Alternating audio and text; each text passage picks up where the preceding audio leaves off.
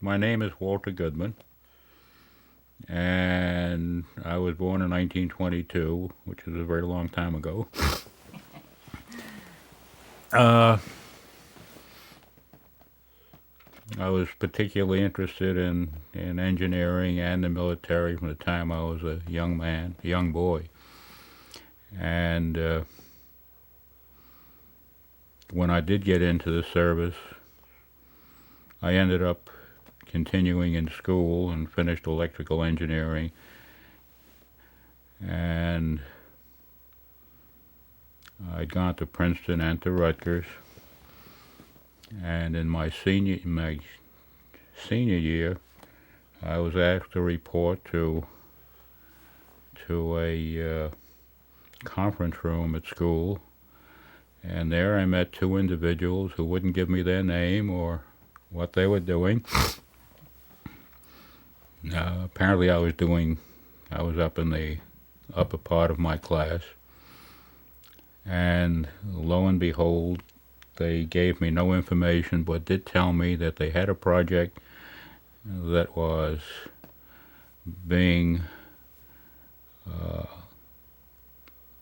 worked on at this time. They wouldn't tell me what the project was. I also couldn't discuss this once I left the room.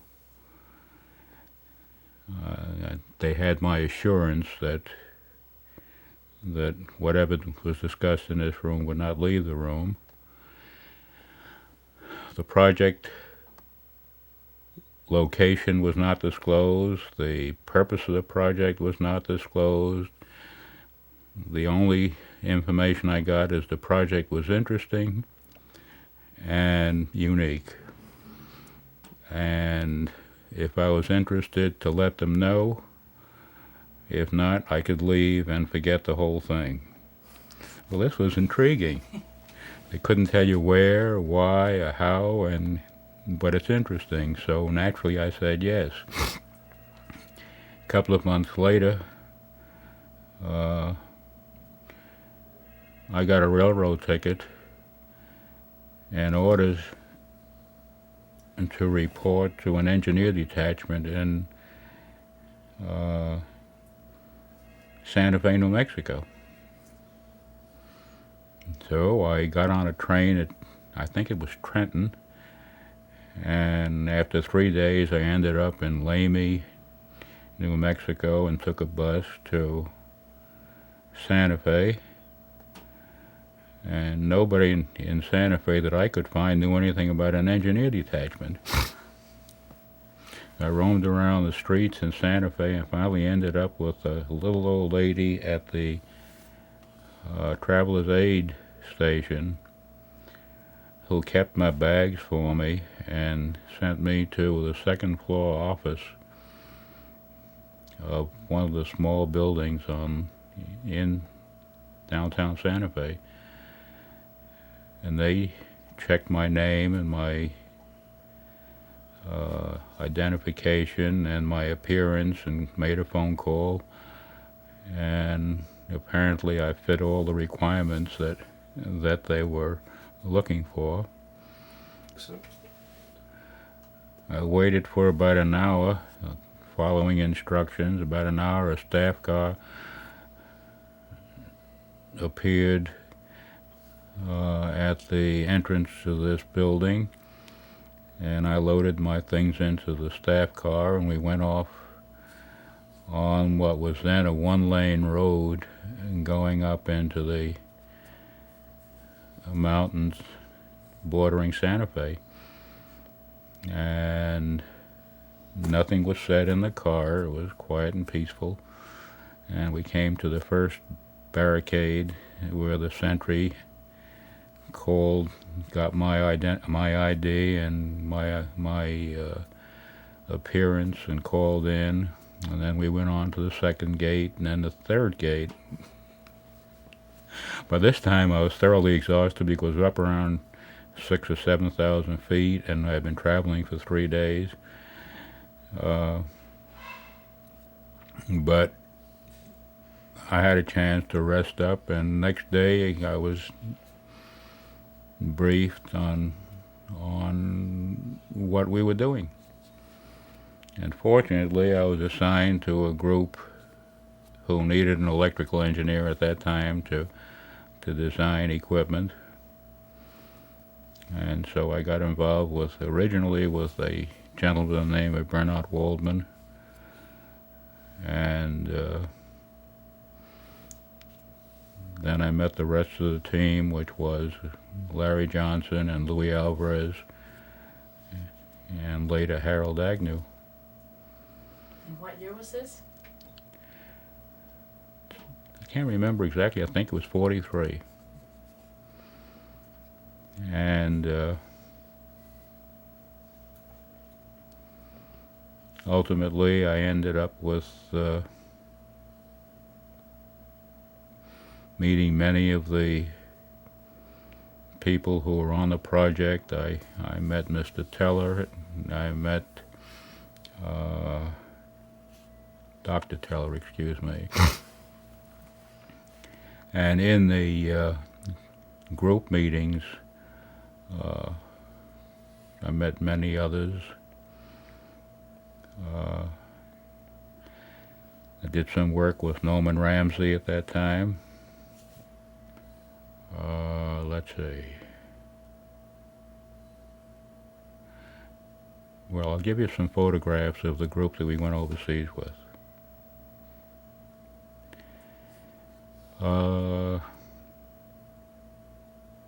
What else do you want to know? Well, while you were at Los Alamos, what were you working on? The implosion device, or what was your? We were working mostly on testing equipment that went with the other groups. For example, on testing, most of my work was with the Fat Man. I didn't get involved at all with Little Boy. And so this was a totally new concept of a weapon. So first we had to determine whether this new construction of a weapon was going to stay together when it went up to very low temperature with a great deal of vibration, and then dropped from a plane. Would the thing fall apart? Would it stay together? So the first thing we did was run shake tests. First we ran shake tests with dummy concrete lenses, and then they produced HE lenses to see if they would work. So we went off into the woods close to Los Alamos and set up shake tables to see if Fat Man was a viable weapon. And then we had to run cold tests. So we ran the cold tests first by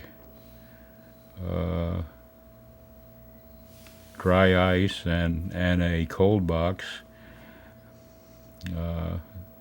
And then we ran the cold test in the bomb bay of B-29s. We'd fly over target areas like Salton Sea Naval Air Station. Then we started dropping them to see what the trajectory would be. So when that end of the project was finished, it was decided to design telemetering equipment, because nobody really wanted to stand by and see how efficient the bomb was. And so between the physicists who were in this group and myself, we designed the telemetering equipment, which was located some on the ground and some dropped from the aircraft to radio back just how efficient the detonation was going to turn out. And those were my primary projects. Mm-hmm.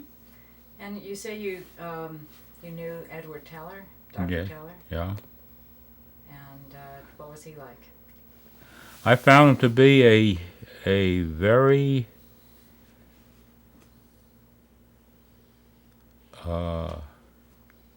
positive person in his views, very logical. Uh, there was a conflict that existed in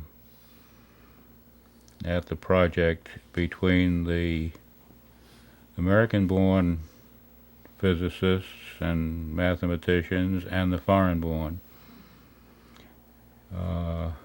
And I remember something that Teller said very clearly. There was a view from the American scientists that this would be the end of war. There would be no more wars. The world would be a peaceful, harmonious world to live in, and we wouldn't need any more weapons, and that we should therefore disclose all the information which we had to the world in general. Well, Teller and many of the other foreign-born scientists were very much opposed to this. I remember Teller, I can't quote it exactly, but comment that stated that you people have been born into a society which has 3,000 miles of ocean on one side and 10,000 miles on the other side. If you lived in a country where you wouldn't know who was the owner of your district when you went to sleep at night, or who was going to run it in the morning, you would think differently. And if you didn't know if your neighbors were friendly or hostile, you'd also think differently. So that was the conflict, that the foreign-born scientists wanted to retain total secrecy, wanted to retain total superiority, and wanted to prevent any other nation from producing or even experimenting with this weapon, which at that time we could have done very readily. But they didn't have much success. I remember somebody came up with the term Pax Americana, that we were going to retain the peace of the world. Can't remember who was. So that was the major difference. Of course, there were differences in the different technologies that were planned. Were you did you have a sense that you were racing against the Germans and trying to? I don't think we ever. I don't ever remember any conversation on racing. We were trying to race to get the thing done, because the earlier that it was done, the fewer American lives would be lost. That I remember. As a matter of fact, the at least our team had a program where we worked every day of the month except for one day when we had a chance to go down to Los Alamos to Santa Fe and take a shower. When you said you were out in the woods, do you remember, was that S site? I don't remember the sites. I have photographs of some of the things, but I don't remember what the site was. I don't know that the sites were even numbered at that time. I remember we had to run power lines out to the site where we ran the cold test and the vibration test, and that was my first contact with General Groves. Oh, tell me about that. Well, it was cold, I remember that, and it was snowing, and in order to run the shake test, the vibration test, and in order to run the cold test, we needed electric lines out there to run the equipment. And we had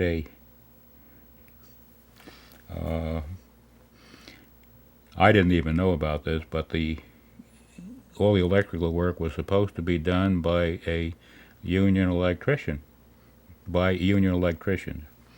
And so I put in a work order to get the lines drawn from the power plant to the place where we needed it. And because it was snowing and cold, the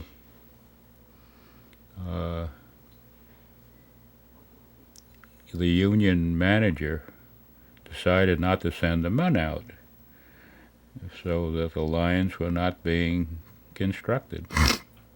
And so I arranged to get the wire and the necessary equipment and pole climbing equipment to draw the lines ourselves, and a bunch of the military people and I went out there and erected the three-phase lines. And just about the time we were completed, the union manager came by and wanted to know what we were doing. I told him, well, you wouldn't do it, and therefore we had to do it. We had a deadline, and we were going to get the deadline, make the deadline. Well, he had a fit. He told me in no uncertain terms that that was a union job, and we were taking away a union job. And we just completed the job and went ahead with the work we were supposed to do. I got a message from General Groves to meet him for breakfast. And so this was my first meeting. It was very nice. And he apparently had the complaint from the union manager. And after the conversation back and forth for a little while, he said, well, I probably would have done exactly what you did, but don't get me in trouble with a union strike up here. He said, just be a little more careful. Oh, that's great. So that was my first contact with the good general. I had a contact with him later where he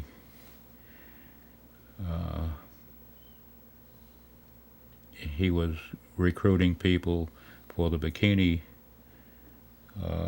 program, and since I was probably the only one left in the telemetering group that was still around,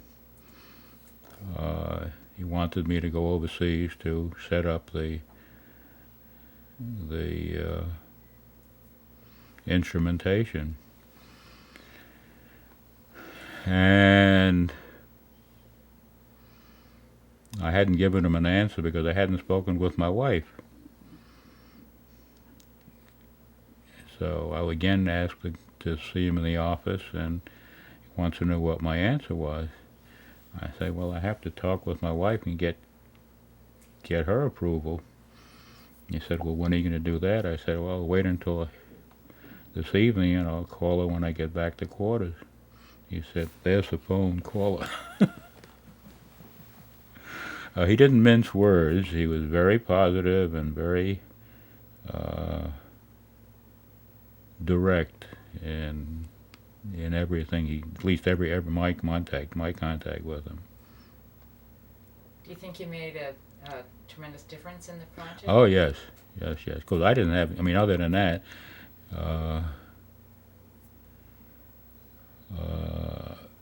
he went through channels. So, except when he was faced with a strike or faced when he needed someone, he would go through channels. No, I think he made a big difference.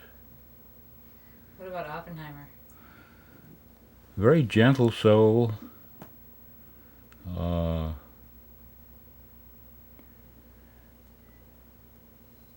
a matter of fact, I had some dealings with him after the war was over.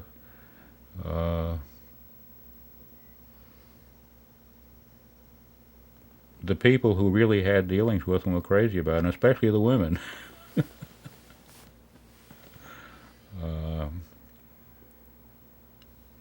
I don't ever remember him losing his temper. He had the respect of everybody up there. And I would imagine that many of the people were there just because he recruited them. He didn't agree with the concept of a Pax Americana. He was one who thought that the world was going to be a safe and peaceful place from there on. So he disagreed with Teller tremendously, and he disagreed with most of the foreign scientists. And I was always on the side of the foreign scientists. So tell us about how you got to Nagasaki.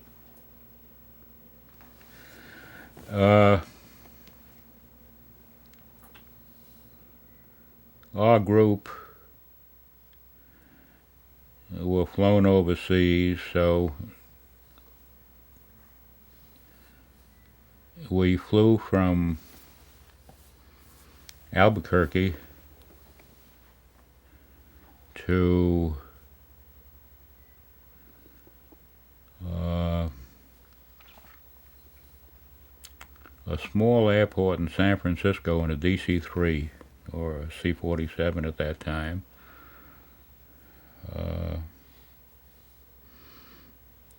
And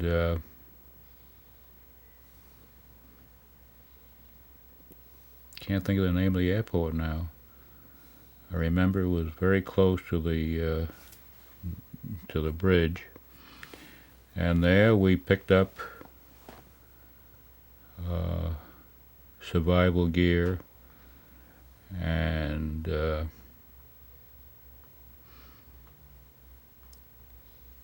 the core of Fat Man was in a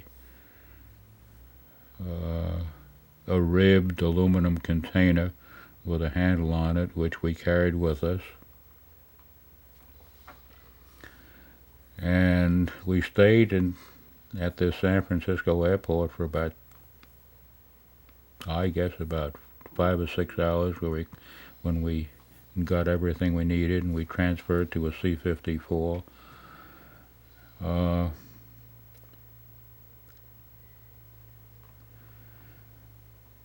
And started overseas. We made a stop at Johnson, at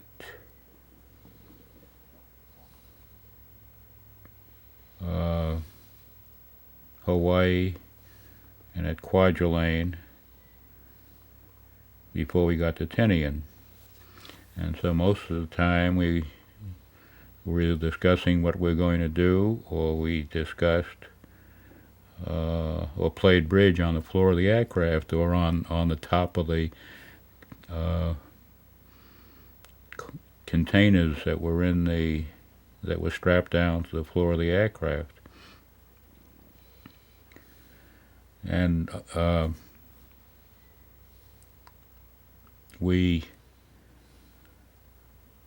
were going over there to calibrate the telemetering equipment, which we had designed and built back at Los Alamos. And at that time, when we were going over there, the only successful explosion was the Fat Man in the desert. So we didn't know if the Japs were going to surrender or if they would continue to fight. So since there were 5 of us, it was a question of who's going to go on each mission. So we drew straws. Well, we didn't have any straws, so if I remember correctly, Larry Johnson got some matches and broke one off into and so we drew matches instead of straws, and Louis Alvarez got number 1, and I got number 2, and so on down. I think Bernie Waldman got number 3, I can't remember. And so that was the way we assigned the missions. I also remember a conference with General Spots and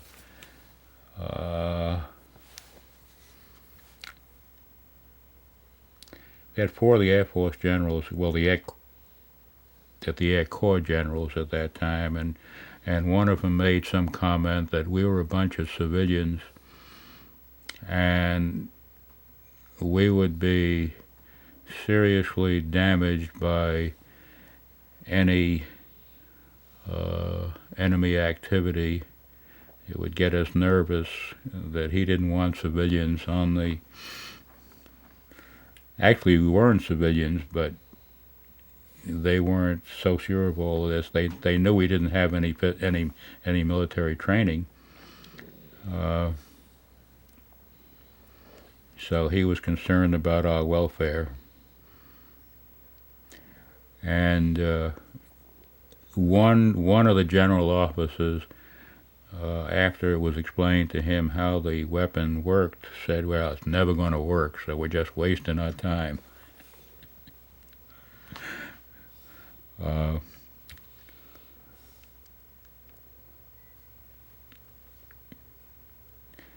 So while we were waiting, we had some practice missions to some of the Jap-held islands that were close by. And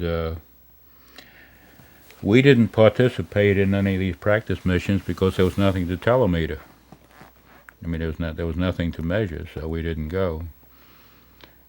But we had whatever we tried to get all our work done, and working in a strange location to calibrate the equipment took a little bit of time, and once it was calibrated, it was easily handled.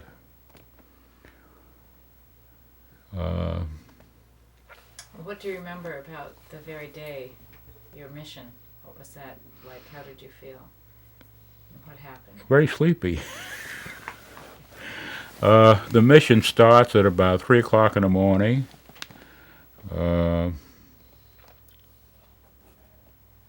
We had breakfast, an early breakfast. Went into the briefing area where the flight crews and the scientific personnel all gathered.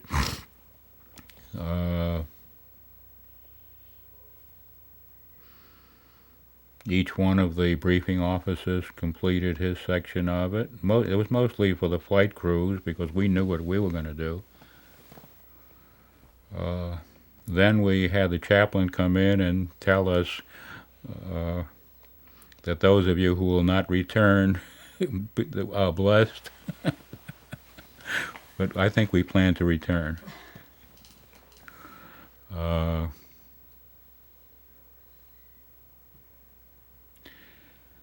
We took off. It was still dark because it must have been about an hour later when we first saw the sun rising.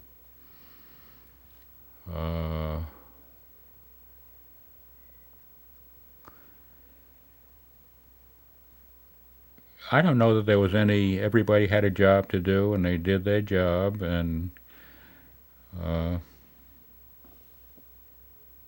because of the missions that we were involved, our group was involved in, I took some motion picture cameras. I had always had motion picture cameras with me for the drop tests at Salton Sea, and we also had to test the bomb releases. I forgot about that because we didn't have any domestically made bomb releases for that size bombs. So that was another part of our project. But getting back to the mission, there were 2 planes on the mission. The plane carrying the weapon and the plane carrying the telemetering equipment. And there was supposed to be a 3rd plane, a naval plane, that was supposed to do the photography. Well, the primary target was not was not Nagasaki. The primary target was Kokura.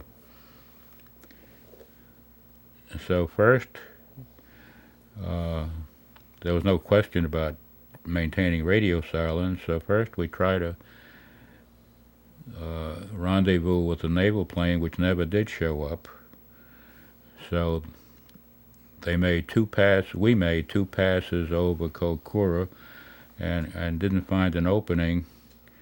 And the flight crew had instructions not to use the radar bomb site for dropping the weapon. So it was decided to go on to the secondary target, and I remember somebody saying, "Let's get moving because they don't have that much fuel left." So they moved. They just went on to Nagasaki, and if they made one pass, again it was about 8/10 covered, and at that time flak started coming up, and you could see the puffs of flak lower than the airplanes, but ahead of the airplanes. So it was decided to take another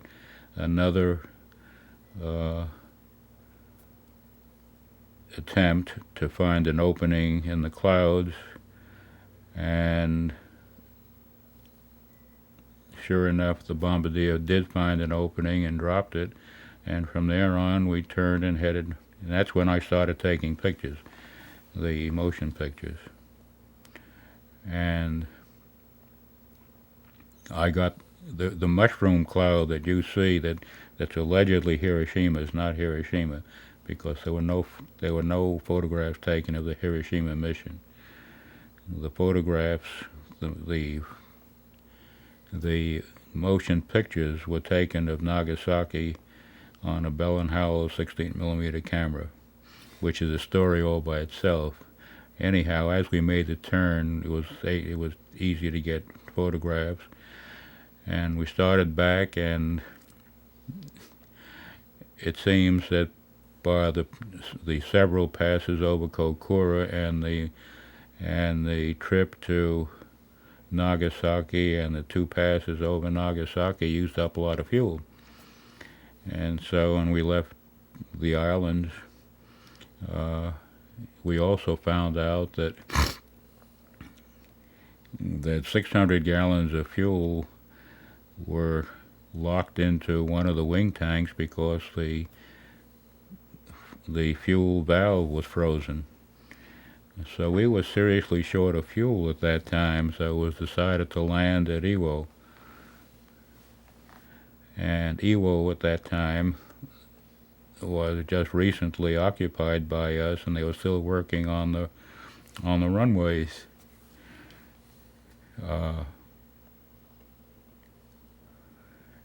So after the pilot had some conversation with the tower at Iwo, it was finally agreed that we would land there because we had no alternative. And as we're coming in and just about touching down, a tractor starts crossing the runway.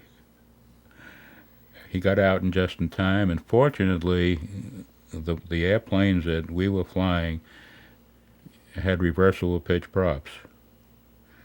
And so as soon as the plane hit the ground, the pilot reversed the props, so between the brakes and the props we were able to land on a field that was made for fighter aircraft.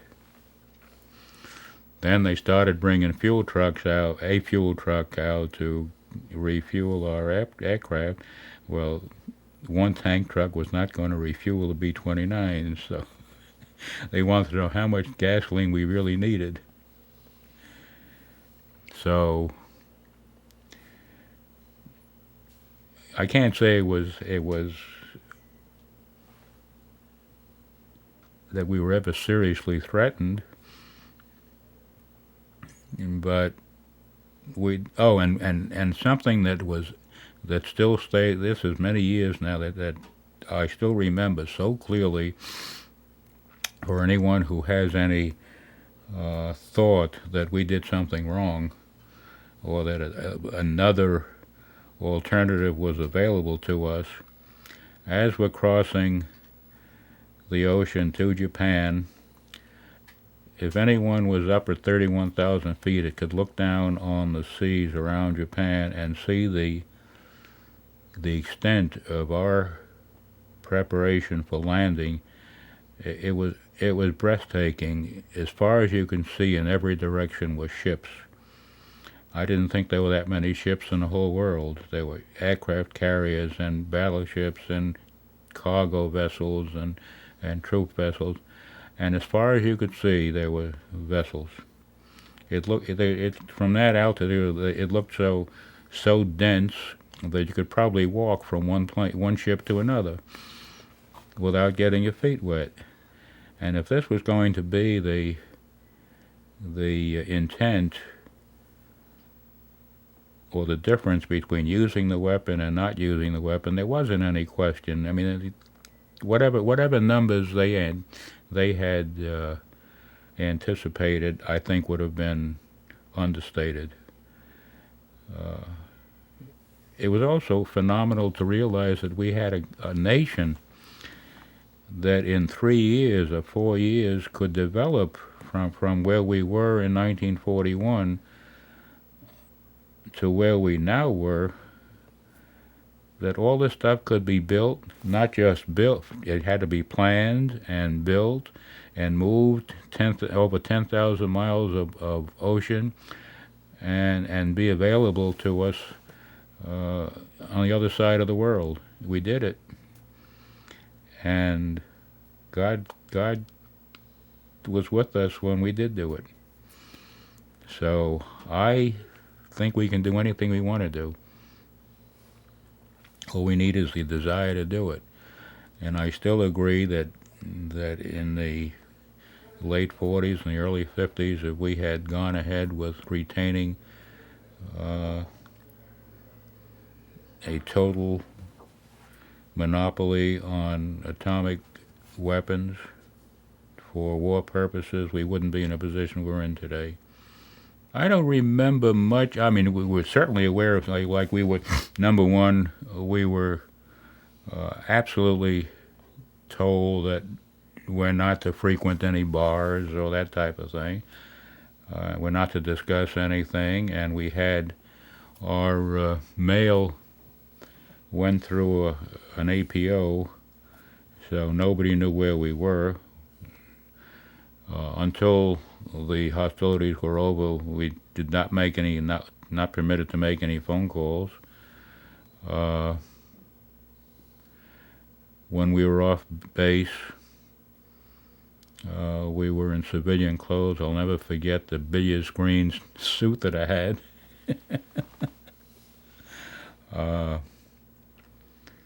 And we just didn't discuss our mission with anybody. I mean, we ran into. I remember in my first contact with a hobby house somewhere.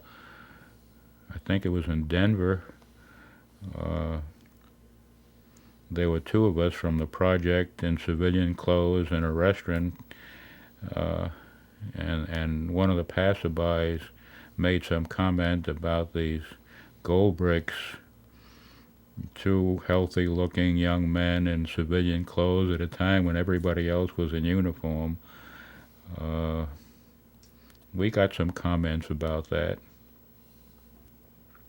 Where did these clothes come from?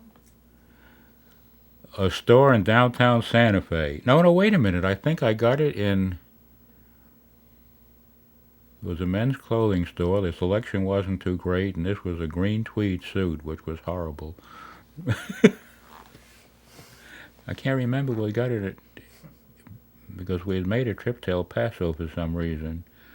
So I don't remember. It was the only suit that fit at that time. The Army paid for it, by the way. I don't know if I still have it.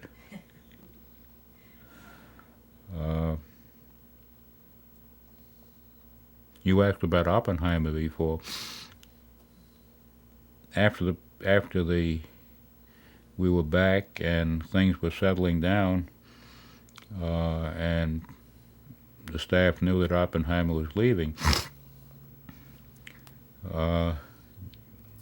they wanted to buy him a gift, a departure gift, and couldn't quite decide what to get him, what to get a man like Oppenheimer. And one of the group were aware that he had admired a chest of drawers at the hotel in Santa Fe. And so we collected some money and went down and bought it from the hotel. It was an old wooden chest of drawers that was in a lobby of the hotel. So I think that'll give you some indication of how most people felt about him. Even if they differed with him, they still had a great deal of respect for his ability, but I guess more for his gentleness and mannerisms. He was very concerned about people and the world and everything around them. How about Louis Alvarez? Louis Alvarez was phenomenal. I don't think there was anything that we ran into that Louis Alvarez was unaware of. He was a great physicist, he was a great engineer, he was a great mathematician, and I learned a great deal from Alvarez. And a great guy to work for.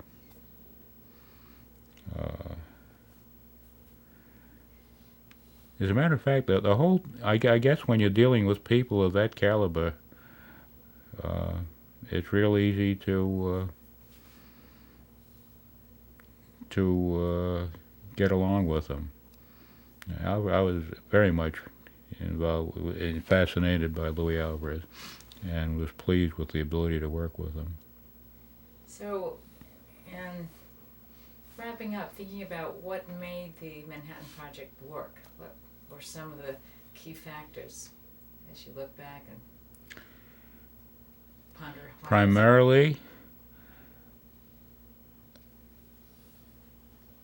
the need to end the war as quickly as possible and end the war successfully with the minimum amount of losses. Everybody up there had only one goal in mind, and that was to get it done. They wouldn't have been there unless, I mean, nobody would hide themselves off in the sticks. Even a thing like the mail,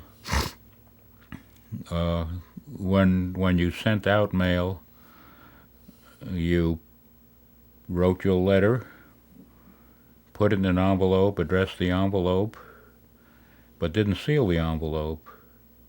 And the envelope was sent down to security, and security would read your letter and not indicate that it was censored.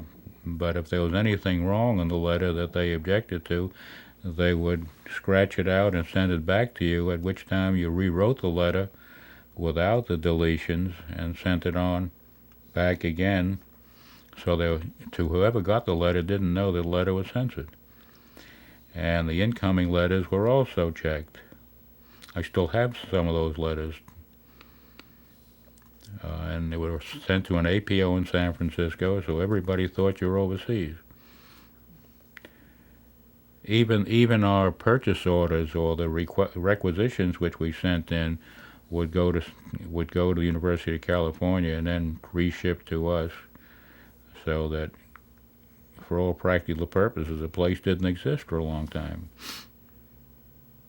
except when you needed water. How was that?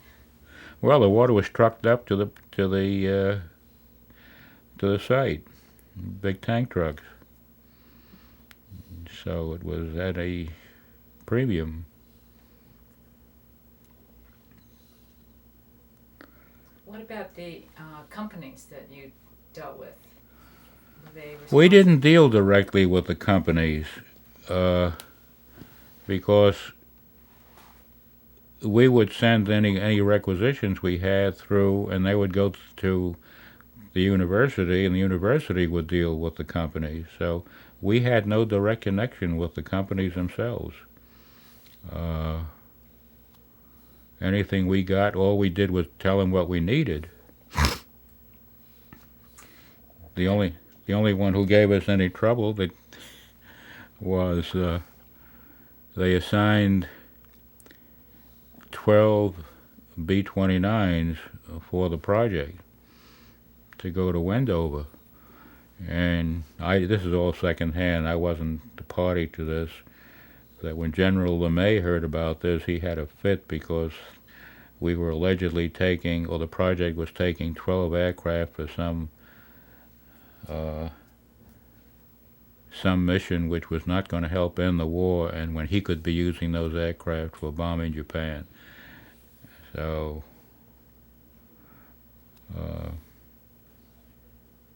the general officers of the Air Force at that, or the Air Corps at that time, were not generally friendly to us.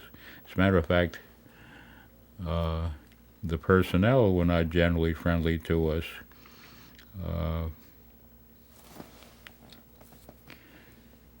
Even the flying crews, we were in, as I said, we were in civilian clothes, and so when we would lay out the requirements of the mission, they resented taking a whole bunch of instructions from civilian crews or civilian personnel. But eventually things eased off.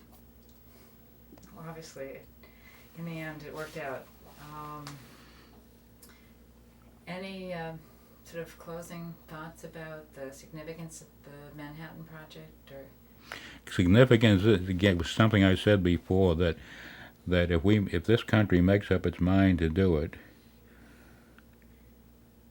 there's not a doubt in my mind that we can do anything we have to do as long as we want to do it. And I think the crazy situation we're in today, where many people in this world want to do away with us, we should keep that in mind. And we have the wherewithal to protect ourselves, if we make up our minds to protect ourselves. And this is part of what caused us to be in this position. I certainly don't want to have to be part of killing a whole bunch more people, but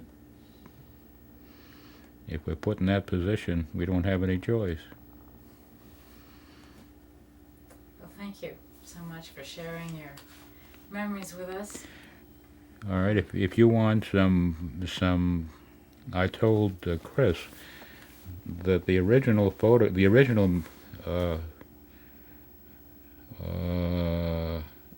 movie film that I took at Nagasaki, when General Groves found out that somebody had taken, in other words, I did it without any authorization. I just happened to have the film and the camera along because we had been using the film and the camera for other purposes back in stateside. So he found out that this had been done, so he sent a memo down that anyone who had it should turn it in to him. He would get it developed and return the original to the photographer. And if it wasn't turned in to him, he would take disciplinary action for taking these movies without permission. So I have the original. It's still in the original container. If you folks know of a place where I can have them protected, I'd like to send them in there and get it done. Sure. Great. Terrific. See, we didn't have this kind of photography. I'm just amazed. It's in the original can. I know. The original black can that came from General Groves. Wow. You know, it has to be protected somehow or the other. Yeah, no, you that know. should be in the National Archives. Yeah. At the Smithsonian. It's gotta be in Yeah. there. I don't know how it even got away from them. Yeah. Well, he made copies. I made a copy. Yeah, but Yeah. still the original. That's fabulous. Well, see, on 16 millimeter in those days, the film that I took remains the original. In other words, there's no negatives to that. So I have the original. Oh, it was a reversal film. Say again? It was a reversal film. It was not a negative. You could show it right away the way it was shot. Yeah. The reversal. Oh my God, if that thing ever gets lost. Well, I got that, and I got a whole bunch of other pictures that are legitimate pictures. I have an 11-year-old grandson, and my son wants me to prepare everything. I have short snorters from the trip. You know what a short snorter is? No. What's this? Whenever we went overseas, we would pass around dollar bills, which everybody would sign. The entire crew would sign it. Everybody who was on the plane would sign it. And so every individual had these dollar bills with the crew name so I have the short snorters, and then let's see what else we have. I even have the